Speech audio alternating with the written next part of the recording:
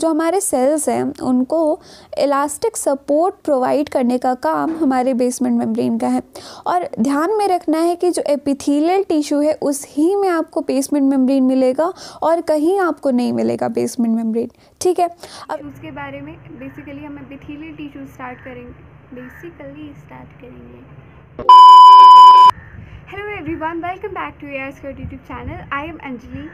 तो आज की वीडियो में हम एपिथेलियल टिश्यू के बारे में बात करेंगे। बिल्कुल बेसिक से स्टार्ट करने वाले हैं एंड हर वो इम्पॉर्टेंट पॉइंट डिस्कस करेंगे जो कि एग्ज़ाम में आ सकती है। सो आई रियली होप आपको ये वीडियो पसंद आएगी। Let's get started. ओके, सो हम स्टार्ट करने वाले हैं एनसीईआरटी के डेफिनेशन से। सबसे पहली बार टिश्यू में हम ग्रुप ऑफ सिमिलर सेल्स को लेते हैं, ठीक है, और उसके साथ में हम उसके बीच में जो इंटरसेलुलर मैट्रिक्स पड़ी हुई होती है उसको भी काउंट करते हैं टिश्यू में। ठीक है, अब ये क्या करते हैं, ये जो सेल्स हैं, जो ग्रुप ऑफ सेल है, ये स्पेसिफिक फंक्शन परफॉर्म करते हैं। फॉर एग्ज़ाम्पल अगर हम ब्लड की बात करें तो वो ट्रांसपोर्ट करने का काम कर रहा है, तो वो एक काफ़ी स्पेसिफिक फंक्शन है, राइट। अगर हम बात करें हमारे बोन्स की, तो बोन्स भी काफ़ी स्पेसिफिक फंक्शन कर रहे हैं, प्रोटेक्ट करना या फिर हमारे बॉडी को एक पर्टिकुलर स्ट्रक्चर में रखना, राइट। ओके, उसके बाद जो हमारे टिश्यूज़ हैं उनका कॉमन ओरिजिन होता है, यानी कि वो हो सकते हैं मीज़ोडर्मल, एक्टोडर्मल, एंडोडर्मल, राइट। और जो टिश्यू की स्टडी है उसको हम कहते हैं हिस्टोलॉजी।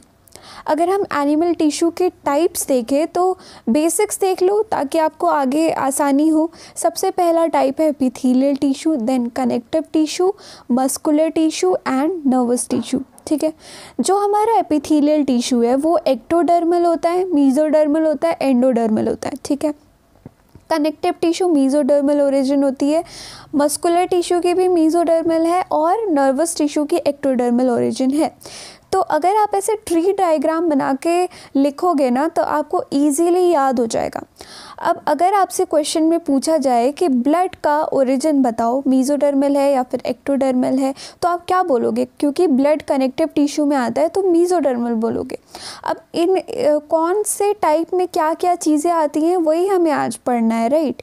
तो आज नहीं, मतलब इस चैप्टर में पढ़ना है, तो वो आपको समझ आ जाएगा। बस ये ध्यान में रखना है कि हाँ, कनेक्टिव टिश्यू मीज़ोडर्मल है, मस्कुलर मीज़ोडर्मल है, नर्वस टिश्यू एक्टोडर्मल है और एपिथेलियल टिश्यू में तीनों होते हैं। ठीक है, आगे बढ़ते हैं एपिथेलियल टिश्यू पे। तो एपिथेलियल टिश्यू जो टर्म है ये कॉइन किया था रोइश ने, ओके। और एपिथेलियल टिश्यू को हम कवरिंग टिश्यू भी कहते हैं या फिर लाइनिंग टिश्यू भी कहते हैं। क्यों कहते हैं? क्योंकि ये क्या करते हैं, जो सरफेस होती है ना, जो कि एयर से एक्सपोज्ड होती है, या फिर कोई हॉलो ऑर्गन है, तो हॉलो ऑर्गन तो अंदर से तो खाली ही रहेगा ना, उसको हो गया, या फिर कोई कैविटी है तो उसको लाइन करने का काम या फिर उसको कवर करने का काम एपिथेलियल टिश्यू का होता है। तो अगर ये कवर कर रहे हैं तो इनके जो इंटरसेलुलर मैट्रिक्स है वो काफ़ी कम होएगी। जब इंटरसेलुलर मैट्रिक्स जो यहाँ पे है वो कम होगा तभी तो ये सेल्स पास में आएंगे, राइट। और उसी वजह से ये कवरिंग टिश्यू का काम कर पाएंगी। ओके, एपिथेलियल टिश्यू में वास्कुलर सप्लाई एब्सेंट होती है। हमारा जो स्किन है, राइट, स्किन एपिथेलियल टिश्यू में आता है। अब मान लो आपकी जो स्किन है उसमें कभी कभी क्या होता है, थोड़ा सा कट लग जाता है तो ब्लीडिंग नहीं होती है। क्यों नहीं होती है? क्योंकि जो कवरिंग है उसमें वास्कुलर सप्लाई एब्सेंट होता है। ठीक है, उसके बाद इसमें नर्वस सप्लाई प्रेजेंट है। अगर आप टच करो अपने स्किन को, ऑब्वियसली फील तो होगा ना आपको, तो वो नर्वस सप्लाई है इसलिए आपको फील हो रहा है। ये बेसिक्स थे एपिथेलियल टिश्यू के। ओके, अब एपिथेलियल टिश्यू का एक डायग्राम देख लेते हैं।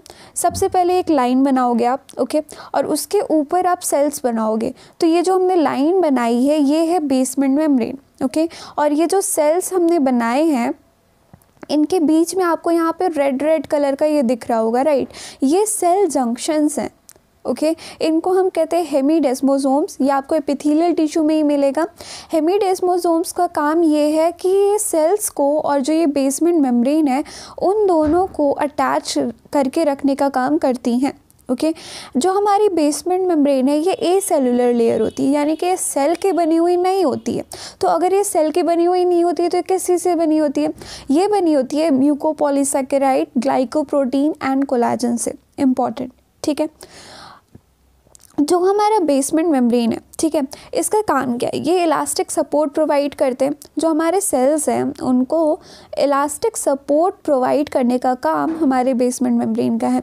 और ध्यान में रखना है कि जो एपिथेलियल टिश्यू है उसी में आपको बेसमेंट मेम्ब्रेन मिलेगा और कहीं आपको नहीं मिलेगा बेसमेंट मेम्ब्रेन, ठीक है।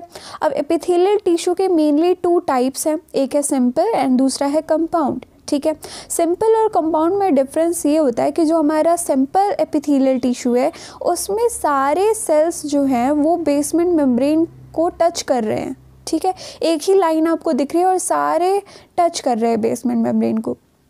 अगर हम कंपाउंड की बात करें तो कंपाउंड में क्या होता है कि जो सबसे नीचे वाली लेयर है वो तो बेसमेंट मेम्ब्रेन को टच कर रही होती है, लेकिन उसके ऊपर वाली जो लेयर्स होती हैं वो हमारे बेसमेंट मेम्ब्रेन को टच नहीं कर रही होती। कंपाउंड एपिथेलियल टिश्यू को हम स्ट्रैटिफाइड एपिथेलियल टिश्यू भी कहते हैं। तो कंपाउंड एपिथेलियल टिश्यू का काम है प्रोटेक्शन प्रोवाइड करना। सिंपल एपिथेलियल टिश्यू के क्या क्या काम है, क्या क्या आता है इसमें हम देखेंगे। कंपाउंड में भी बहुत सारे टाइप्स हैं जो आपको पढ़ने हैं, ठीक है। अब आ जाओ सिंपल एपिथेलियल टिश्यू पे।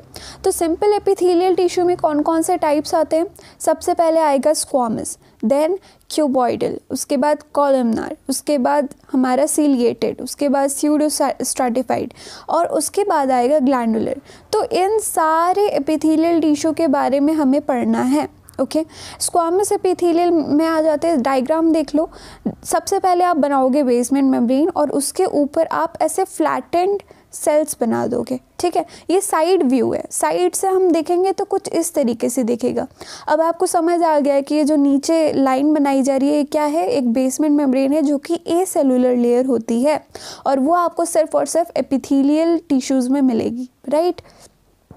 जो आपको यहाँ पे सेल्स दिख रहे हैं ना, स्क्वामस एपिथेलियम में क्या होता है कि ये जो सेल्स होती है वो काफ़ी फ्लैटेंड होती हैं, चिपकी हुई सी पतली पतली से सेल्स होती हैं और इनकी बाउंड्रीज काफ़ी इर्रेगुलर होती हैं, ओके।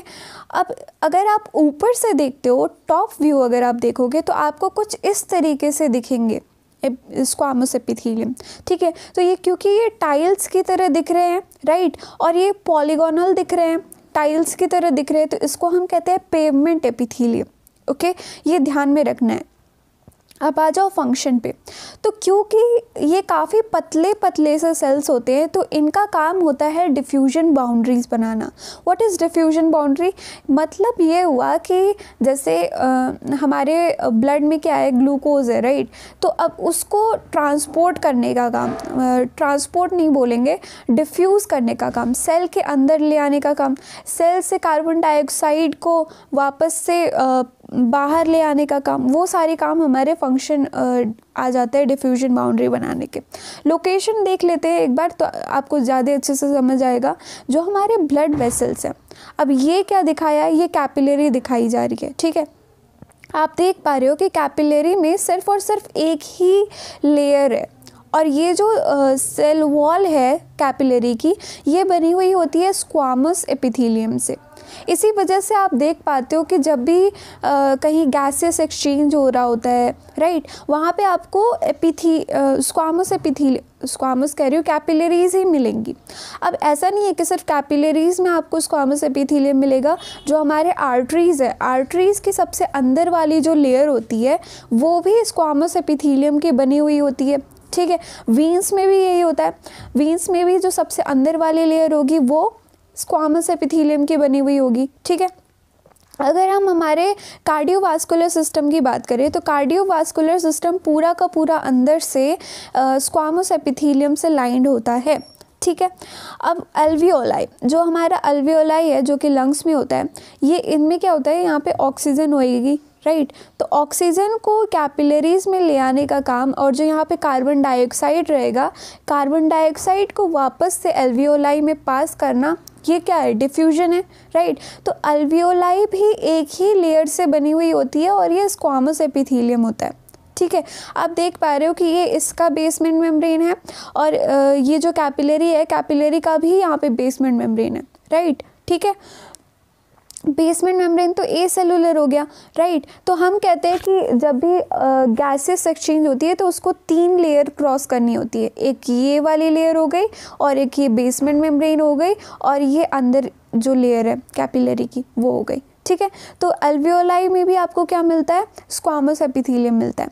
उसके बाद जो हमारा बोमेंस कैप्सूल है, जो हमारे नेफ्रॉन है, नेफ्रॉन्स होते हैं, नेफ्रॉन में यहाँ पे बोमेंस कैप्सूल होता है, राइट, वहाँ पे आपको पोडोसाइट्स मिलते हैं। तो पोडोसाइट्स है क्या, वो मॉडिफाइड स्क्वामस एपिथेलियम होते हैं। यहाँ पे भी तो डिफ्यूजन होता है ना, राइट। उसके बाद जो हमारे लूप ऑफ हेनले है, लूप ऑफ हेनले में भी आपको स्क्वामस एपिथेलियम मिलेगा। ये सारे पॉइंट्स आपको याद रखने होंगे, फंक्शन याद रखोगे, लोकेशन याद रखोगे, और वो कैसे दिखते हैं ये चीज़ें याद रखोगे, ठीक है। आ जाओ क्यूबॉइडल एपिथेलियम में। ऑब्वियसली पहले डायग्राम देख लेते हैं। बेसमेंट मेम्ब्रेन बनाई और उसके ऊपर आपने परफेक्ट क्यूब्स डाल दिए हैं, रख दिए हैं, ओके, तो हो जाएगा क्यूबॉइडल एपिथेलियम। नीचे क्या है, बेसमेंट मेम्ब्रेन है। ये बार बार बताने का रीज़न ये है कि आपको अच्छे से याद हो जाए, ठीक है। बेसमेंट कैरियर जो हमारा क्यूबॉइडल एपिथेलियम है, ये जो आपको क्यूब्स दिख रहे हैं, या तो ये ऐसे ही रहेंगे जैसे इसमें दिखा रहा है, स्मूथ, राइट, या तो फिर आपको कुछ इस तरीके से फिंगर लाइक प्रोजेक्शंस दिखेंगी, ओके। और ये जो फिंगर लाइक प्रोजेक्शंस हैं, इनको हम कहते हैं माइक्रोविलाई। तो ये कुछ ब्रश जैसे दिख रहा है, राइट, इसलिए हम इसको कहते हैं ब्रश बॉर्डर क्यूबॉइडल एपिथेलियम। अब ब्रश बॉर्डर होने का रीज़न क्या है, ब्रश बॉर्डर जब होगा तो ये सरफेस एरिया को इंक्रीज़ कर देगा, राइट, तो ज़्यादा बेटर वे में क्यूबॉइडल एपिथेलियम काम कर पाएगा। तो बेसिकली जो हमारा क्यूबॉइडल एपिथेलियम है, उसका काम होता है एब्जॉर्प्शन करना और सेक्रीशन करना, ठीक है। तो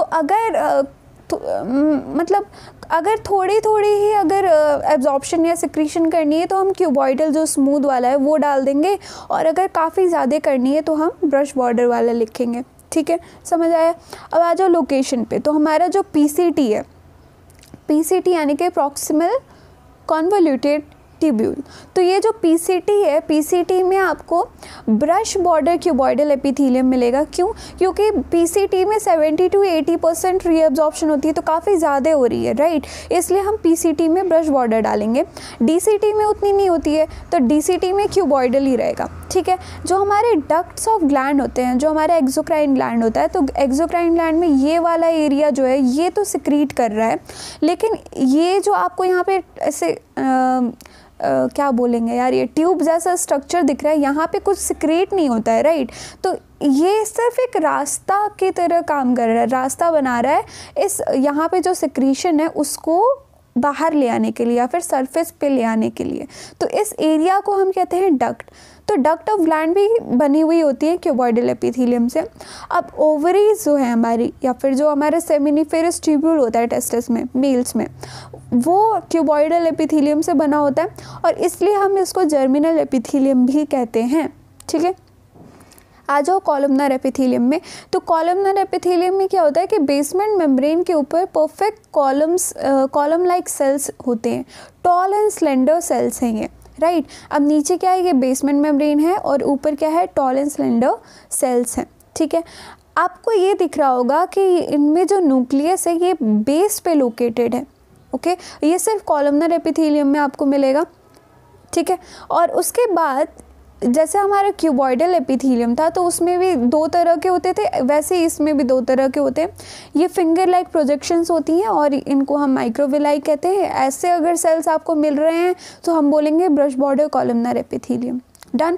फंक्शन पे आ जाओ। इसका भी फंक्शन होता है एब्जॉर्प्शन और सेक्रीशन करना, क्यूबॉइडल की तरह ही। तो फिर डिफरेंस क्या है क्यूबॉइडल में और कॉलमनार में? डिफरेंस क्या है फंक्शन का?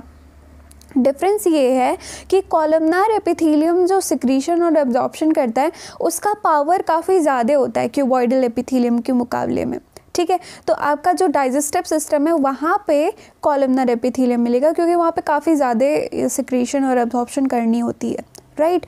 अब लाइनिंग ऑफ स्टोमक जो है वहाँ पे आपको कॉलमनार मिलेगा, ऐसा वाला कॉलमनार मिलेगा, समझ रहे हो, क्योंकि वहाँ पे उतना नहीं करना है, राइट। लेकिन जो हमारा इंटेस्टाइन है, इंटेस्टाइन में आपको ब्रश बॉर्डर मिलेंगे। क्यों? क्योंकि इंटेस्टाइन में ज़्यादा आपको एब्जॉर्प्शन करनी है। ये पॉइंट काफ़ी इंपॉर्टेंट है, ठीक है, ध्यान से याद रखना है इसको। सिलिएटेड एपिथेलियम में आ जाते हैं। सिलिएटेड के दो टाइप्स हैं। दो टाइप्स क्या हैं, एक है सिलिएटेड क्यूबॉइडल और दूसरा है सिलिएटेड कॉलमनार। अब आपको नाम से पता चल गया है कि डायग्राम कैसा होगा, क्या क्या चीज़ें होंगी। सीलिया होंगी, यहाँ पे हेयर लाइक प्रोजेक्शंस हैं। ये क्या करती हैं, ये स्पेसिफिक डायरेक्शन पे मूव करती हैं। ओके, तो जो हमारा लोकेशन है, स्मॉलर ब्रोंक्यूल्स में आपको सिलिएटेड क्यूबॉइडल मिल जाएगा और फैलोपियन ट्यूब में आपको सिलिएटेड कॉलमनार मिल जाएगा।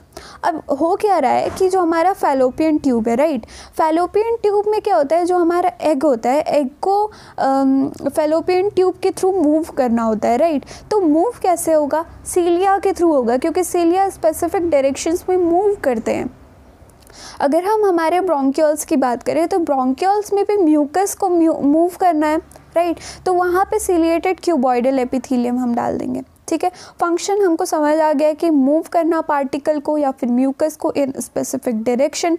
अगर हम फैलोपियन ट्यूब को की बात करें तो वहाँ पे पैसेज ऑफ ओवम हो जाएगा, और अगर रेस्पिरेटरी ट्रैक्ट की बात करें तो वहाँ पे म्यूकस या फिर कोई भी फॉरेन पार्टिकल को फेरिक्स की तरफ मूव करना एक काम है जो कि सिलिएटेड वाले करते हैं। ठीक है, स्यूडो स्ट्रैटिफाइड पे आ जाओ। स्यूडो मतलब होता है फॉल्स, स्ट्रैटिफाइड आपको समझ आ ही गया है, मल्टी लेयर्ड। कंपाउंड एपिथेलियम को हम मल्टी लेयर्ड एपिथेलियम या फिर स्ट्रैटिफाइड एपिथेलियम कहते हैं। तो नाम आपको ये सजेस्ट कर रहा है कि ये ऐसे एपिथेलियम है जहाँ पे ये दिखते तो स्ट्रैटिफाइड है, लेकिन ये स्ट्रैटिफाइड होते नहीं है, दे आर फॉल्स स्ट्रैटिफाइड। ठीक है, ओके, तो ये क्या होते हैं, कॉलमनार होते हैं, लेकिन इनका जो साइज़ है वो अनइक्वल होता है।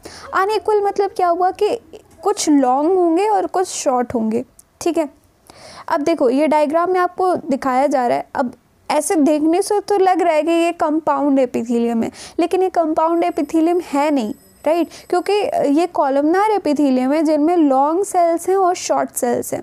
आप ये देख पा रहे हो कि सारे सेल्स बेसमेंट मेम्ब्रेन को टच कर रहे हैं, राइट, लेकिन अगर कंपाउंड एपिथेलियम होता तो वहाँ पे सारे सेल्स